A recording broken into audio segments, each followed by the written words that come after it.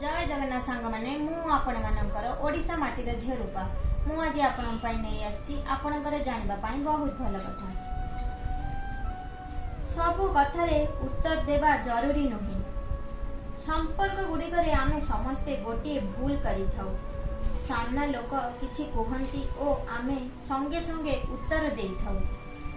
तापरे कथा बढ़ी जाए, पाटी स्वर उच्च हो जाए एवं शेष में भयंकर रूप नहीं जाए। मने मध्य रही ना जे झगड़ा केउ कथारु आरंभ होइथिला। केबे केबे संपर्क को बंचाइबा पई निजको सठिक प्रमाणित करबा अपेक्षा चुप रहिबा अधिक जरूरी हो जाए।